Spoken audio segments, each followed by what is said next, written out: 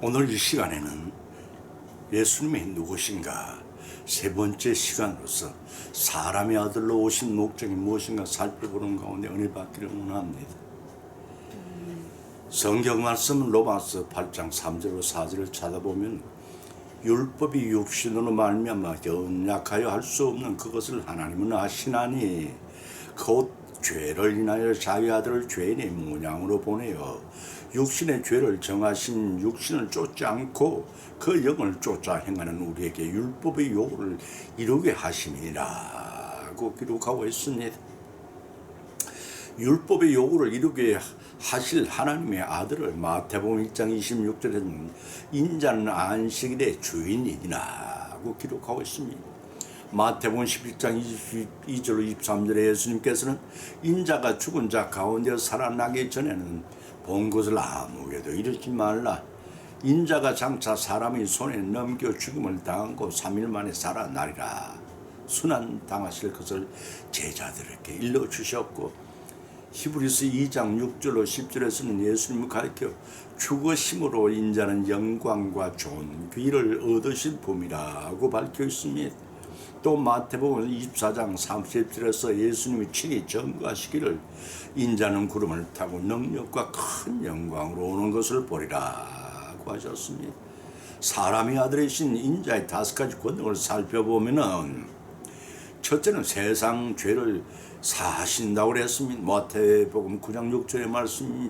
두 번째는 각 사람을 심판하시며 라고 마태복음 16장 20절에서 말씀하셨습니다.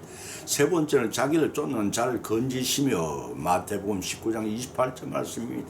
네 번째는 많은 사람의 대속물이 되시고 마태복음 2장 20장 8절의 말씀입니다. 다섯 번째는 인자의 권능은 잃어버린 자를 구원하실 것임을 기록하고 있습니다. 성경은 어질고 자유롭다는 뜻의 인자와 사람의 아들이란 인자, 한글 표기는 두 가지 다른 뜻을 지닌 인자가 나옵니다.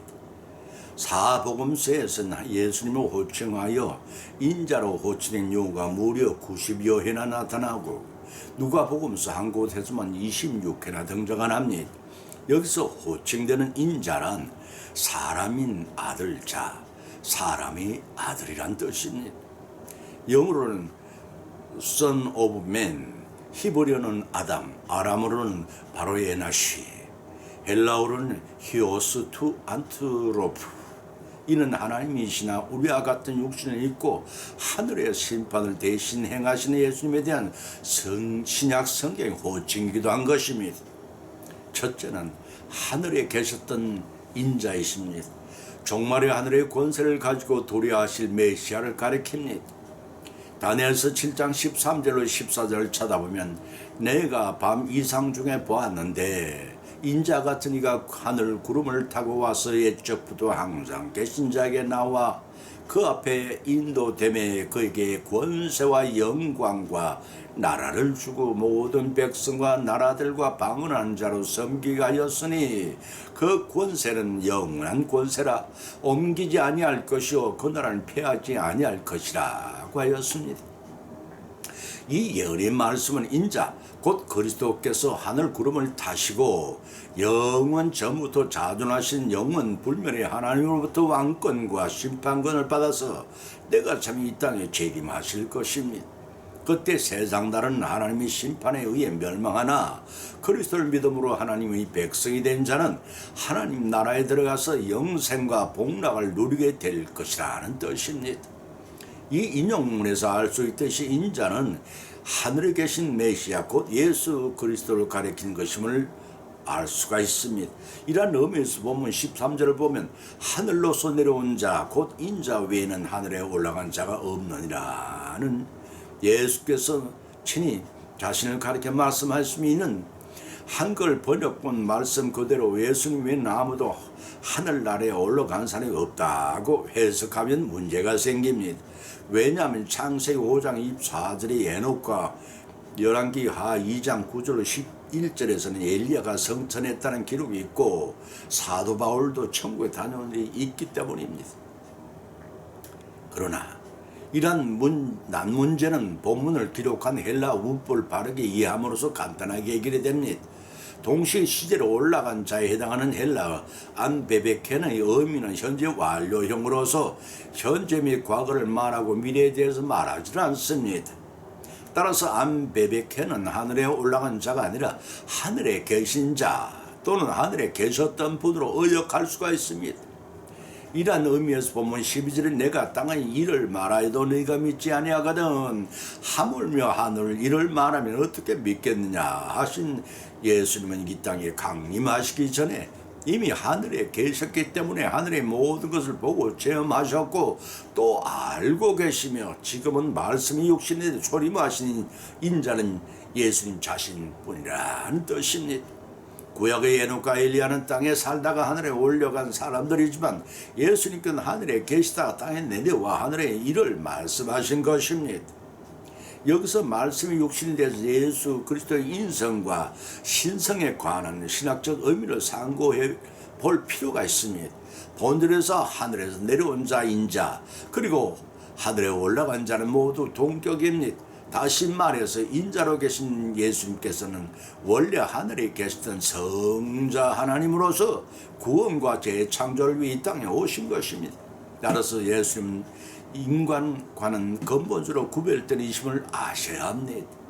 그 근거로 고린도전서 15장 45절로 47절을 찾아보면 기록된 바 첫사람 아담은 산영이 되었다함과 같이 마지막 영은 아담은 살려주는 영이 되었나니 그러나 먼저는 신령한 자가 아니요 육이 있는 자요 그 다음에는 신령한 자니라. 첫사람 아담은 땅에서 났으니 흙에 속한 자의 둘째 사람은 하늘에 나셨나니라는 사도 바울이 적은 것처럼 사람들은 모두 땅에서 났고 흙에 속한 자이시지만 예수님은 영은 전부터 하늘에 계신 분이요 성령의 말씀은 성육신의 신비한 탄생하신 분으로서 유한한 인간의 문자와 이성으로는 도무지 설명할 길이 없는 신비로운 탄생으로 이 세상에 오신 분이라 할 것입니다. 두 번째는 대속주로 오신 인자에 대해 살펴봅니다. 창세기 3장 15절을 가르쳐 성경학자들은 원시복음이라고 합니다. 그 원시복음에는 여인의 후손으로 오셔서 우리를 구원하신 이가 바로 성령으로 잉태되어 동정녀 마리아의 몸을 빌려 탄생하신 인자 예수 그리스도가 그 성자 하나님이셨습니다. 마태복음 12장 38절에서 기록하기를 그때의 서기관과 바리새인 중에 몇 사람이 말하되 선생여 우리에게 표적을 보여주시기를 원하나이다 요청했을 때에 마태복음 12장 39절 40절에서 친히 예수님께 대답하여 가라사대 악하고 음란한 세대가 표적을 구하시는 선지자 요나의 표적밖에는 볼 표적이 없느니라. 요나가 밤낮 사흘을 큰 물고기 뱃속에 있었던 것 같이 인자도 밤낮 사흘 동안 땅속 있으리라고 하셨습니다.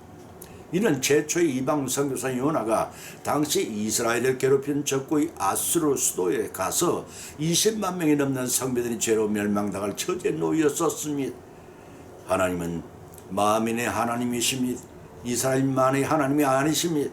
인용에서 요나의 표적에는 하나님의 특별 구원 사명을 거역하는 요나가 정반대 방향의 다시스로 가는 배를 탔다가 풍랑이 일어 배가 파손할 지경에 이르자 그 원인이 요나 자신의 있음을 자복하고 바다에 뛰어들었습니다. 그때 하나님 큰 물고기로 하여금 그를 삼켜 밤낮 사흘 동안을 고기 뱃속에 갇혀있다가 회개함으로써 하나님이 그를 토해 내게 하시고 살아난 요나는 네 눈에 가서 생명복음을 전하게 하신 사건을 가리킵니다. 예수님은 바로 이 요나의 표적밖에 볼 것이 없다고 하셨는데 이는 예수님이 하나님의 언어로 사는 요나처럼 예수님도 장차 십자가에 달려 돌아가신 후 무덤에 장사되었다가 3일 만에 살아나서 부활 사건을 예표하신 것은 대속주로 오셔서 친히 증거하시는 것입니다. 또 본문에 14절에 보면 모세가 광야에서 뱀을 등과 진자도 들려하리니라고 했습니다.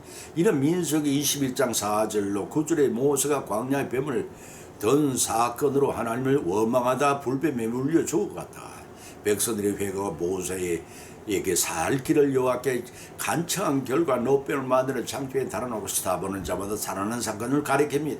이로써 본 사건은 죄로 인해 죽어가는 백성들을 대속하기 위하여 성부 하나님께 성자 하나님을 인간의 몸을 입혀 예수님의 이름으로 이 땅에 보내시고 십자가에 달리게 하심으로 인간의 죄를 대속하실 대속주로 오신 것을 예표합니다. 여기서 주목할 것은 노뱀 자체가 어떤 치유에 능력이 있는 것이 아니라는 사실입니다. 이는 광야 이스라엘 백성들이 이 구리뱀을 쳐다보듯이 하나님을 향해 그들의 죄를 돌이켜보게 되고 하나님의 진노를 깨닫고 회개하면 생명 구원을 받는 은총을 받았던 것입니다. 본일에서 인자도 들려하리라는 말씀 중에 들려에 해당하는 헬라어 휩소우라는 말은 아람은 제캅에 해당되는 말로서 추측이 되는데 그 의미는 들어 올리다, 교수형에 쳐다는 의미를 지니고 있습니다. 이는 곧 십자가에 달리실 것과 예수님이 죽은 자 가운데 살아나셔서 성천하실 때 영광 속에 들려 올려지는 것 등의 두 가지의 뜻을 내포하고 있습니다. 세 번째는 믿는 자마다 영생을 주시는 인자 예수님이십니다. 세상에 공짜가 어디 있어? 라는 우리는 이 말을 일상생활에 자주 사용합니다. 세상에는 대가 없는 일이 비일비재합니다. 그러나 하나님은 하나님 일을 하는 사람들에게 거저 일을 시키시는 법이 없으십니다. 다시 말해서 하나님께서는 공짜로 하나님의 일을 시키지 않으시고 반드시 그 대가를 지불해 주십니다. 이 땅에 주실 상급이 아니면 천국 올라갔을 때 이 땅에서 우리의 삶의 행적이 낱낱이 기록된 행식으로 찾아내신 후 빠짐없이 그곳에 기록된 대로 상급을 주십니다. 동시에 구속주를 믿는 사람에게 영생의 선물을 주십니다.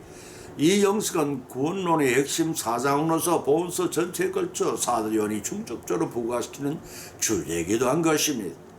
이는 이방 성도들이 십자가에 달리신 예수 그리스도를 믿음으로써 영적 이스라엘로 부름받은 신자들 모두가 영생을 얻는 축복이 주어졌습니다. 본문 14절에서 믿는 말에 해당하는 헬라어 피스토는 현재 분사형으로서 믿음이란 한 번의 고백으로 끝난 것이 아니라 계속되는 행위의 이 믿음의 연속성 위에 인자 예수님께 대한 믿음이 기본적으로 전제되어야 한다는 뜻을 가지고 있습니다. 본질의 저를 믿는 자란 예수님이 십자가 대속의 사실을 받아들이고 예수님과 동행하는 삶을 사는 자를 뜻합니다. 또 본질의 영생을 얻게 하려 하심이라는 의미는 믿는 자에게 이 말 결과를 가리키는 말로서 예수님이 이 땅에 오셔서 십자가 대속의 죽음을 당하신 목적을 내포하고 있습니다. 영생이라는 단어는 사도 요한이 자신의 모든 저서에 절교 다루는 주제입니다. 요한복음 3장 16절, 요한복음 5장 24절, 6장 40절, 47절, 54절, 그리고 요한일서 3장 13절, 5장 12절 참조하시기 바랍니다. 이 영생은 문자적으로 영원한 생명 또는 올 세대의 생명이라는 의미이기도 합니다. 다시 말해서 영생이란 단순히 시간이 영원히 지속되는 삶이라는 양적인 의미보다는 하나님과 함께하는 삶이라는 질적 의미에서 더 비중을 두는 뜻을 지니고 있습니다. 이는 공간복음서의 하나님 나라와 마찬가지로 종말론적인 미래와 연관된 것이요 동시에 하나님께 주신 현재적 선물이란 두 가지 의미를 담고 있습니다. 이와 같이 요한 자신이 저서의 절거에 사용되고 있는 생명이라는 단어를 생명이라는 단어와 상호 교환적으로 자주 사용하고 있는데 요한복음서에서만 영생한 17번 생명을 19번이나 사용하고 있습니다. 따라서 요한복음 17장 3절에 의하면 영생 곧 유일하신 참 하나님과 그의 보내신 자 사자를 통해 유일하신 하나님을 아는 길로 요한복음 14장 6절에서는 영생은 하나님께로 나아가는 참기로 살아있는 유일한 길이 되니 인자 예수 그리스도를 통한 하나님의 교제인 것입니다. 이런 하나님을 아는 것과 교제는 현재는 땅에서 시작되지만 그 완성은 하늘에 계신 하나님 나라에서 이루어질 것을 요한복음 14장 3절에서 밝게 기록되고 있습니다. 말씀을 찾아보면 가서 너희를 위하여 처소를 예비하면 내가 다시 와서 너희를 내게로 영접하여 나 있는 곳에 너희도 있게 하리라. 이 말씀에서도 그 근거를 찾아볼 수가 있습니다.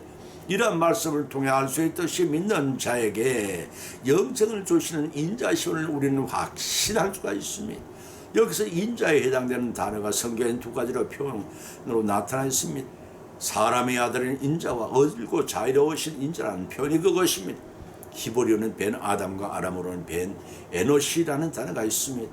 벤 아담의 의미는 단지 피조물로서 인간을 벤 노시 연약한 존재의 인간을 가리키는 말입니다. 또한 영어로 son of man이라는 단어로 사람의 아들을 헬라어 호히 우스투 안드로프 이 말도 사람의 아들이라는 한 가지 뜻으로 사용된 사람의 아들 곧 한문 표기로 하여 사람인 아들 자 사람의 아들이라는 뜻으로서 곧 하나님과 대칭되는 피조물을 의미합니다.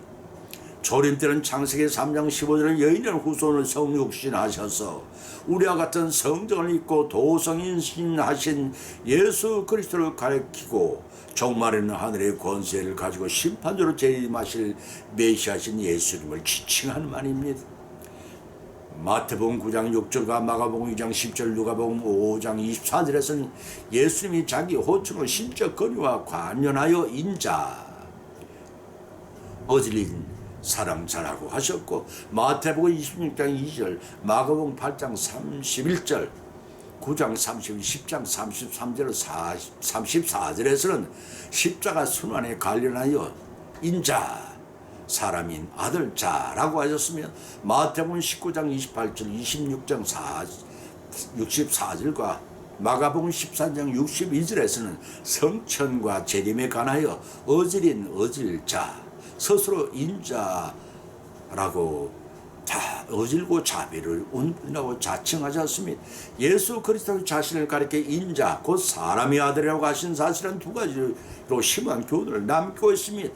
첫째는 니고데모에게 하늘에서 내려온 자 곧 인자 외에는 하늘로 올라간 자 없느니라고 요한복음 3장 13절에 말씀하셨는 배서 밝히 드러났듯이 예수님은 사람의 몸으로 성육신하시기 전에는 성삼위 제2위 되시는 성자 하나님으로서 이 땅에 인간 구속 사역을 완성하신 후에는 성귀하셔서 원래대로 영광 자리로 복귀하신 분이심을 뜻합니다. 두 번째는 사도 바울이 로마서 5장 14절 19절과 고린도전서 15장 21절로 22절에서 언급한 대로 둘째 아담으로서 첫째 아담이 타락함으로 상실해버린 인간을 창조 당시 하나님의 형상을 닮은 선악과 범죄 이전의 인간 본래 모습으로 회복시키시는 회복자이심을 로마서 8장 12절 23절에 밝혀주고 있으니 따라서 인자로 오신 예수 그리스도는 자신의 모습을 그 자체로서 창조 당시의 모습을 지닌 가장 완전한 인간의 원형의 모습을 보여주시고 계십니다. 때문에 첫째 아담이 원죄를 유전받아 죽어갈 수밖에 없는 연약한 인간의 죄를 대속하시는 구속사역을 성취하심으로써 장차 예수님께서 재림하실 때 창조 당시의 완전한 인간의 모습으로 회복될 것을 보여주신 예표로서 사람의 성품을 지닌 사람인 아들자 참 사람이셨던 것입니다. 육신을 입은 태초의 사람 아담은 우리에게 선악과 범죄를 우리 후손에게 죄와 사망 불완전한 인간의 모습을 물려주고 흙으로 돌아갔지만 인간의 영적 대변자의 인자이신 둘째 아담이신 예수 그리스도께서는 우리에게 구원과 영생을 통해 창조 시에 상실했던 범죄 전에 완전한 인간 하나님과 동행했던 원래 모습을 되돌려 줄 것입니다. 우리 모두 인자로 오신 성자 하나님의 지극하신 은혜와 성부 하나님의 만극하신 사랑에 세세복토록 찬양과 영광을 돌리도록 복음을 전파하시기를 축원합니다. 천국에 올라가 천하보다 더 귀한 한 생명을 구하는 사역을 지상 감당하심으로써 하나님으로부터 영원한 생명과 영원한 복락을 받고 누리시는 저와 여러분이 되시기를 예수님의 이름으로 간절히 축원을 드립니다. 찬송가 435장입니다.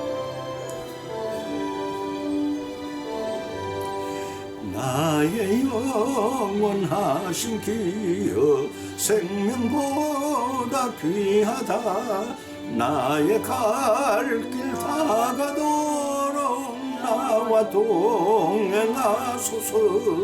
주께로 가까이 주께로 가오니 나의 갈 길 다가도록 나와 동행하소서. 세상 북이 아니람과 모든 명예 버리고 험한 길을 가는 동안 나와 동행하소서. 주께로 가까이 주께로 가오니 나의 갈 길 다가도록 나와 동행하소서. 어둠 꼴짝 지나가며 험한 바다 건너서 천국 문에 이르도록 나와 동행하소서. 주께로 가까이 주께로 가오니 나의 갈 길 다가도록 나와 동행하소서.